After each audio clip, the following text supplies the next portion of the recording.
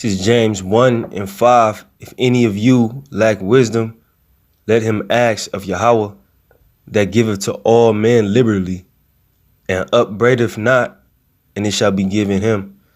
Call Lord Yahweh, Ba'ashem, Yahushai, Ba'ashem, Rakar Kodash. Double honors to the apostles and elders of Great Millstone that rule well. Salutations to the hopeful elect, pushing this word in sincerity and truth on the four corners of the earth.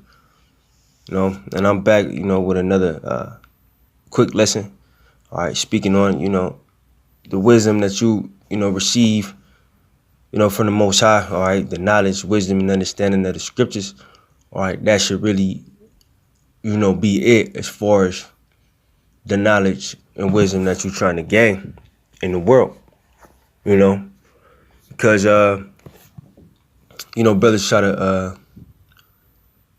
there's nothing wrong with studying, and learning, all right? But, that thirst for knowledge should stop, like within the parameters of the truth. That's it. That's where your knowledge should be aimed at. That's how, people go off into other doctrines. They're trying to, they're not content with, the wisdom, knowledge, and understanding of Yahweh Ba'ashem Yahushai. They're not content with that knowledge, which makes them go on to study other doctrines and get into other, philosophies, and we know that that's just the beginning, of the downfall of an Israelite is going into other philosophies, things outside of, the parameters that were set for us, which is just the scriptures, man, the law, statutes, commandments. All right, we living in a time of prophecy, watching for the signs. Most High didn't make it extremely difficult. It's just, this is the only thing that you should be keeping your attention on, not, digging into some, crazy philosophy or doctrine. All right, because it's going to bug you out, But it says, if any of you lack wisdom, James 1:5. If any of you lack wisdom, let him ask of the Most High, that giveth to all men liberally, and upbraideth not. All right. And when you go into that word upbraideth, all right, it's scold, berate, berate, rail, revile. All right. It says mean to reproach angrily and abusively. All right, scald implies rebuking and irritation or ill temper, justly or unjustly. So the scripture is basically saying the Most High is not angry with you for inquiring to have wisdom, But, all right, the wisdom that you should be inquiring from the Most High is His wisdom. You know what I mean? Not that we're on the level of the Most High, but like the wisdom, knowledge, and understanding of the scriptures. All right, that's the only wisdom that, you should be trying to get, And we go in, history, but that's a part of, everything, Not some crazy, doctrine you heard of, whether the foundation of it be off the scriptures or off some other book. And then, those demons jump on you, man. All right, so that's the Most High He won't upbraid you. All right, like it says, and upbraid if not. He's not going to upbraid you for seeking after him, basically. It's just when you, go after other philosophies and other gods, that's when you get mad, So it's nothing wrong with trying to obtain wisdom, but where you can go wrong is the source that you're trying to obtain the wisdom from. That's where Jake goes wrong. All right, they'll start believing in an idol. They'll start believing in man. They'll start believing in themselves. They'll believe that a certain bird is a god, whatever. All that is just, some left-hand side energy, But I'm going to continue on in James 1:6. It says, but let him ask in faith, nothing wavering. For he that wavereth is like a wave of the sea, driven with the wind and tossed. All right, him that wavereth, man.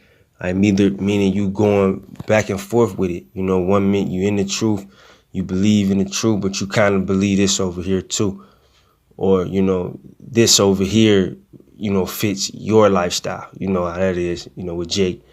All right. So they begin to waver. Well, maybe this is right. I believe in certain, that's when you get I believe in certain parts of the truth of Yahweh Shem Yahushua, but this, kind of makes sense too. They begin to waver. Okay? That's why it says, but let him ask in faith. All right? If you believe in Yahweh Shem Yahushua, all right, as you asking in faith, you only going to want to receive the knowledge of Yahweh Shem Yahushua if you have faith, right? All right. But nothing wavering, meaning don't go back and forth with it, man. All right. Don't even give Satan that avenue to attack you as you waver back and forth with like another doctrine or something like that. All right. It says, for he that wavereth is like a wave of the sea driven with the wind and tossed. And we all have seen the depiction of like let's say a sea storm, like let's say a hurricane or something in the middle of the sea, how those waves are just tossed to and fro. That's the same way that man that is wavering is tossed to and fro among other doctrines, man. If he, has those itching ears, like the scriptures say, It says, for let not that man, Salaki, this is the next verse, 1:7. For let not that man think that he shall receive anything of the Lord. See, if you wavering, if you don't believe wholeheartedly in this, you're not going to receive anything. How could you receive anything, from Yahweh Shem Yahushua when you got you kind of like a Muslim a little bit too, or Buddha is kind of on your mind, whatever, doctrine that's out here, whatever, may be pulling at you, once you begin to waver, you can't receive the reward, man, because you wasn't, wholeheartedly in. You had 1 foot in and 1 foot out. Trying to play both sides of the spectrum, if you will, or play both sides between Yahweh Shem Yahushua and whatever, is making you waver.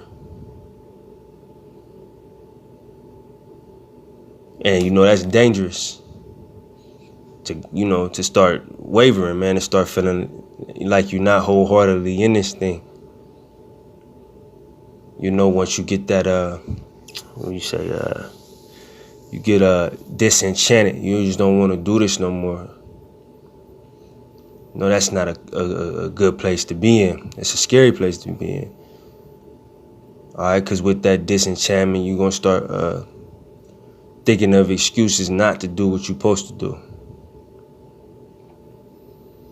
Or why something else has become more important than what you're supposed to be doing. That's what somebody wavering is. They're going back and forth, So, fight that off of you. All right, stay in the spirit. Don't waver. Okay? And if you feel yourself doing that, rebuke that demon, pray, and keep going. Because, we all know by now you're going to have your ups and downs. But don't give in. That's once you get the wavering and you basically, start finding excuses why maybe this doctrine is more better, or why your woman is more important, or anything, man. So if you in that kind of like that wavering spirit, tighten back up, All right, but it says, James 1:8, it says, a double-minded man is unstable in all his ways. All right, because there's no stability in playing both sides or trying to be neutral, because you have to cater to this side and try to cater to that side. That's instability. You know what I mean? You can't be neutral, like right in the middle. It's either you on this side or you on that side. All right, so a double-minded man being unstable is somebody who's wavering.